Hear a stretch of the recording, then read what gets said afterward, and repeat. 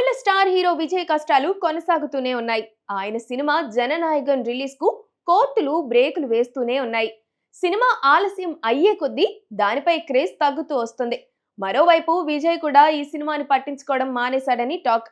ఆయన రాజకీయాలపై దృష్టి పెట్టిన సంగతి తెలిసిందే. రాబోయే ఎన్నికల్లో తన పార్టీని ఎలా గెలిపించుకోవాలి అనే ఆలోచనలోనే ఉన్నారు. దాంతో ఈ సినిమా రిలీజ్ అవుతుందా లేదా అనే విషయాన్ని ఆయన కూడా గాలికి వదిలేసిన పరిస్థితి వచ్చేసింది. తాజాగా ఓటీటీ సంస్థ అమెజాన్ ప్రైమ్ జననాయకన్ సినిమాకు గట్టి షాక్ ఇచ్చింది.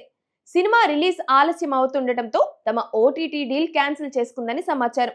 జనవరికి విడుదల కావాల్సిన సినిమా ఇది. ఆ తర్వాత వాయిదాలు పడుతూ వెళ్ళింది. రిలీజ్ డేట్ విషయంలో అమెజాన్ నిర్మాతలపై కూడా ఒత్తిడి తీసుకొచ్చింది.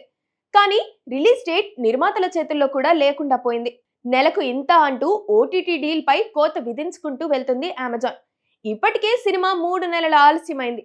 ఇప్పటికే రిలీజ్ డేట్ పై ఓ స్పష్టత కూడా లేకపోవడంతో అమెజాన్ పూర్తిగా ఓటీటీ డీల్ వదులుకుందని తెలుస్తోంది. అమెజాన్ తప్పుకోవడంతో ఇప్పుడు నెట్ఫ్లిక్స్ దగ్గరకు వెళ్లబోతున్నారు నిర్మాతలు. నెట్ఫ్లిక్స్ ఈ సినిమాను కొంటుందా లేదా అనేది పక్కన పెడితే సినిమా ఆలస్యం అయ్యే కొద్దీ ఓటీటీ రేటు తగ్గుతూ వెళ్తుంది. చివరికి ఈ సినిమాని ఎవరైనా కొంటారా కొనరా అనే అనుమానాలు కూడా వస్తాయి. సౌత్ సినిమాల్ని ఇంతింత రేట్ పెట్టుకునేది నెట్ఫ్లిక్స్, అమెజాన్ ప్రైమ్ మాత్రమే. అమెజాన్ పక్కకు తప్పుకుంటే ఇప్పుడు నెట్ఫ్లిక్స్ ఆడిందే ఆట. వాళ్ళు రేటు ఎంత ఫిక్స్ చేస్తే అంతకు నిర్మాతలు ఒప్పుకోవాలి.